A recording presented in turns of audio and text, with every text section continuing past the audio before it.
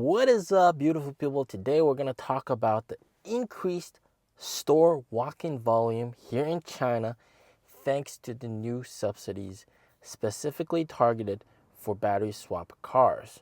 But before all that, I want to show you this funny clip.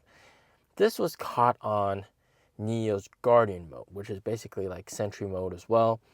And wow, it has, saved a lot of people through, these kind of funny accidents, and also sometimes people scratching your car and stuff like that, and all sorts of other damages to the car. It's all caught on camera.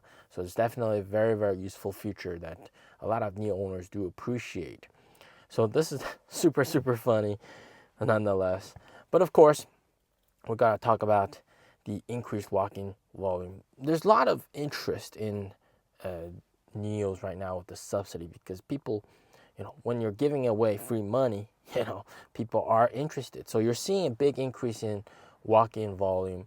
People are going to the stores to check out NIOs. So are they actually pulling the trigger? I think most of them will be tempted to pull the trigger because of the subsidies. And remember, subsidies have the general trend of getting less and less every year going forward. So while this opportunity presents itself, some people, that are in need for a car might just want to capitalize on it and finally pull the trigger. But what I'm also noticing is, of course, in terms of store walk-in volume, Teslas. All right, Teslas, they got the new Model Ys. There's a lot of buzz around it. I've been seeing a lot of Tesla Model Y test drives all over the place. And I've actually seen some new Tesla Model Ys. I've actually seen, just today, a brand new Xiaomi SU7 Ultra on the road as well with temporary plates. So, there's that going on. There's also the Model Y. It was also getting a lot of interest. So it's getting very competitive. And with this subsidy boost from the government, it's a very good saving grace for NIO to get some more sales before they start launching the 2025 versions of the product as well. And speaking of new products, of course, the Firefly, they've actually done extensive testing, not only here in China, but also in Europe. And they've rolled off a lot of these cars off the production line. And a lot of these cars are slated for delivery very soon. So this is definitely very good. And of course, in Europe, this car is one of the first NIO vehicles to be designed with right-hand drive variant. So you're going to see that in Europe, and hopefully it's going to sell well. And of course, Europe has a very big market for these kind of smaller vehicles. And definitely Firefly is expecting to do well in this kind of environment. And guys, for the next video, I'll share with you the insides of a battery swap station, what it looks like inside a battery swap station for the first time ever. Even I have never seen it before until that video was leaked. Okay, and then also I'll show you some patents of the Firefly swap station, what that's going to look like. So that's going to be in the next video. Stay tuned for that, definitely.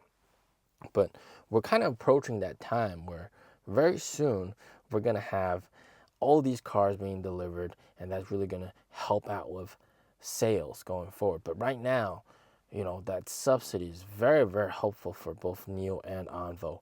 And of course, a lot of interest in their cars has been lifted thanks to this subsidy.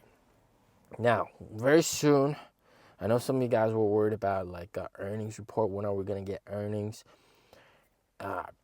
Normally, NIO reports earnings fairly late. So probably sometime later this month or early April, they might report earnings. But I'll make a more comprehensive video about what to expect. But of course, it's kind of given that we're going to see record revenues for NIO in terms of quarterly revenue. It's going to be the best ever. Now, of course, the question is, will the losses change? Is it still going to be consistently around 700 million per quarter loss? How does the increased sales affect their losses? there are several aspects to think about in when it comes to the earnings. It is the fact that they've done extensive marketing efforts for both NIO and Onvo. So, of course, TV ads, cinema ads, they've done a lot of that. Also, those sticker ads in elevators, I've seen a lot of those as well, and just ads everywhere. They've gone ham with marketing and advertising. So you could expect some pretty decent chunk of marketing expense, especially when it comes to Onvo. When they're launching that new brand, they gotta do a lot of marketing, right? So there's gonna be that. But then, of course, R&D is probably gonna stay the same. There's no indication that they're ever going to decrease their R&D spending. And they're also working on newer vehicles as well. So there's definitely also R&D expenses with that. So pretty much you're not going to see much of a change in that aspect. And then in terms of just general cost of sales, NIO still has one of the best bonuses when it comes to sales reps selling the cars. They get quite hefty bonuses because NIO vehicles aren't exactly cheap, and you sell one of those bigger cars like the 7 Series and above, then you definitely do get some hefty bonuses. So cost of sales will probably look very similar. And remember, back in Q4, they did give out a whole lot of incentives as well. I mean, they've been always giving out a lot of incentives. Some of it is sort of like free swap vouchers. It's kind of push back into the future, basically. But then other stuff like BAS payments as well.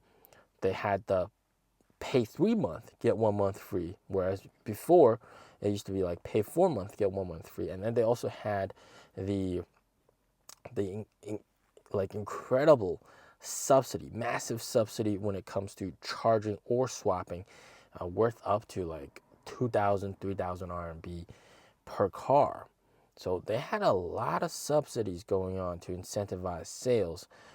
But one thing that I am expecting for the upcoming earnings report is a sort of talk about margins and how margins will probably improve.